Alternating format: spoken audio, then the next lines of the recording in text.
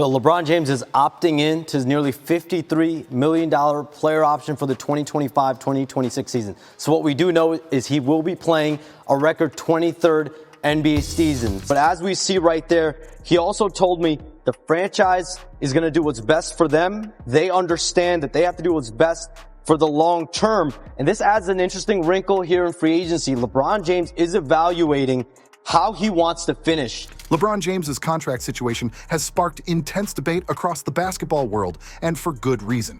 The Los Angeles Lakers chose to extend his contract for another year with a whopping salary of $52 million. Now, considering LeBron's age and his immense career, this deal is stirring up some serious discussions. On one hand, we're talking about one of the greatest players of all time, a guy who's had an impact both on and off the court. But on the other hand, the massive contract brings up a lot of questions. At 40 years old, is it worth tying up that much money in a player who might be nearing the end of his prime? Is this the right move for the Lakers, especially when they have to consider building a competitive team around him for the future? In today's video, we're diving into why LeBron's new contract is so controversial, the criticisms it's been getting, and what it means for the Lakers going forward. Let's break it down.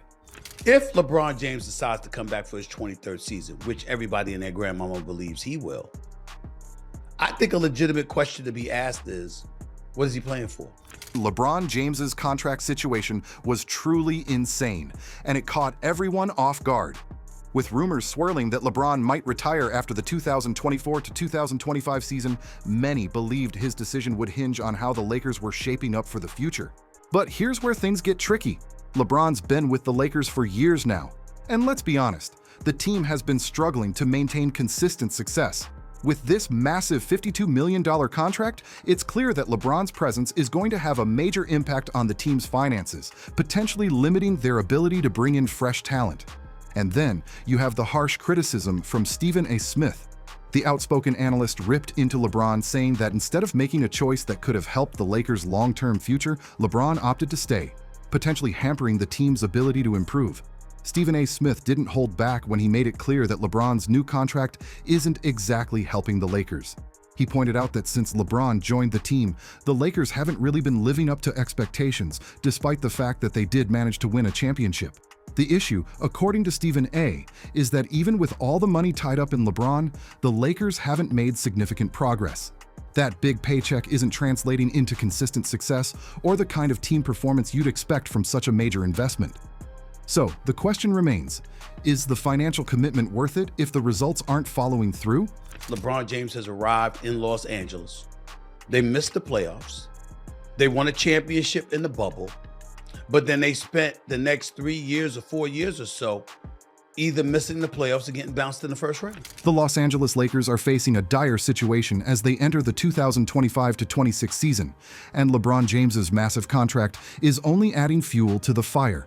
With a projected payroll of $212.5 million, the Lakers are well beyond the NBA's second apron threshold of $207.8 million, which puts them in a precarious position under the new collective bargaining agreement, CBA rules introduced in 2023.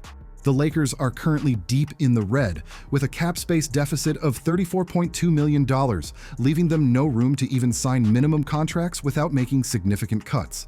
This means that every move the Lakers make, whether it's adding new players or making trades, is severely limited by financial constraints. LeBron's $52.6 million contract, which he opted into for the 2025-26 season, is at the heart of this salary cap mess. His massive salary, combined with Anthony Davis's $43.2 million extension through 2027, takes up a huge chunk of the Lakers' payroll, around $150 million for just the top 6 players on the roster. This leaves the team with very little flexibility to build out the rest of their roster, forcing them to rely on minimum deals, like the one signed with Gabe Vincent at $3.2 million and G League call-ups. As a result, the Lakers are struggling to create a deep, well-rounded team that can contend for a championship. $7 million. That is the number the Los Angeles Lakers are over the salary cap. So everyone is asking, Will they be forced to trade LeBron James? The second apron restrictions are another key factor contributing to the Lakers' struggles. Being over the second apron means the Lakers can't use critical tools like the mid-level exception $12.8 million for free agents, nor can they aggregate multiple players in trades or take back more salary than they send out in deals. This makes it nearly impossible to improve the team via trades or signings, as any potential move requires significant sacrifices. Even the failed pursuit of Klay Thompson in the 2024 offseason, who ultimately went to Dallas, highlights how difficult it is for the Lakers to make moves in this financial bind. On top of that, LeBron's son, Bronny James, secured a $7.9 million guaranteed deal, further straining the Lakers' finances, despite it being a relatively small amount in comparison to the top salaries on the roster. What the hell is going on? Because you don't have the money? Why would you want this guy so bad, but knowing what the other folks got, why would you come to him with that offer in such a on such a public platform and be like in sixth place? Historically, the Lakers have been over the salary cap for years, paying out over $500 million in taxes since 2018. However, the stricter 2023 CBA rules are making it even more difficult for the Lakers to sustain this level of spending. These financial challenges are leaving GM Rob Pelinka with limited options and creating an unsustainable situation. The team is now looking at the 2025-26 season with a top-heavy lineup, relying heavily on stars like LeBron, Anthony Davis, and newly acquired Luka Doncic, but with limited depth. Injuries to key players like AD, who has a history of chronic injuries, or LeBron, who's now 41 years old, could derail the Lakers' playoff hopes entirely. Based on how it looks right now, Lakers are caps is about $178 million next year. I won't worry about that, man. Come on. I'm just letting you know. You ain't worried about. Stop worrying about the cap. I'm not worried. I'm just reporting the information as it is. Man, we did this. We're trying to win. We did this. He did this Memphis. So can you get Trey and PG? That would require you removing LeBron or that's going. One of them got to go. LeBron's $52.6 million contract is making it even harder for the Lakers to navigate the trade market. With limited salary flexibility, it's difficult to bring in another impact player without dumping salaries or taking on bad contracts, neither of which are ideal scenarios for the team.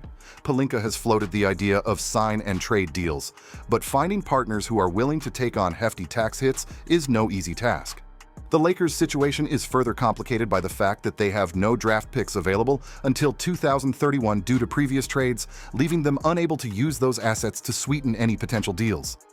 As the team enters training camp in October, the Lakers are hoping that internal development, such as Max Christie stepping up, will help ease some of the financial burden. They're also banking on finding buyout players who can make a meaningful impact after training camp. LeBron has even hinted at a potential pay cut in 2026 to help the team's finances, but so far nothing has materialized from that discussion. The Lakers' outlook is grim, and without a major title run, the pressure to rebuild will continue to mount. Analysts predict the Lakers could win 45 to 50 games, but face an early playoff exit without significant relief.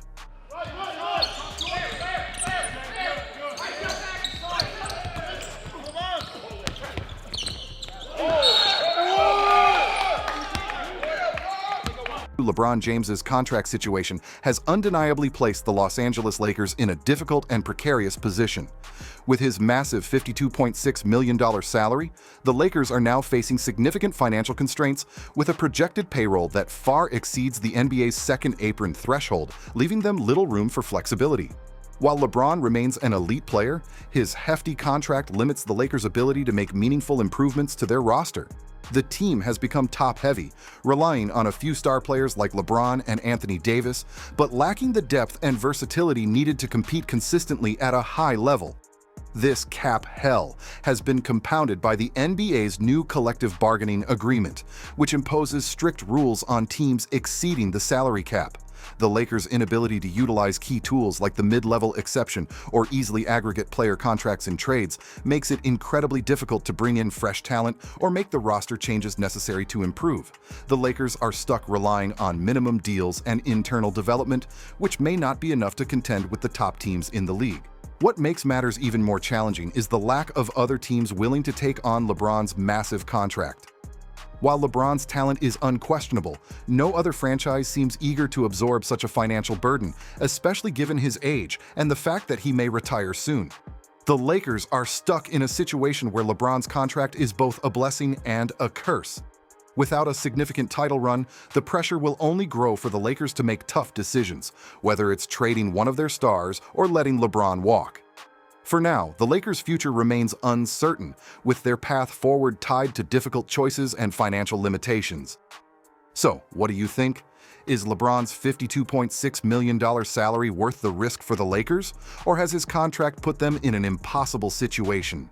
Do you believe the Lakers can turn things around despite being in cap hell? Or are they too far behind to make a meaningful playoff run? Should LeBron have taken a pay cut or restructured his deal to help the team build a better supporting cast?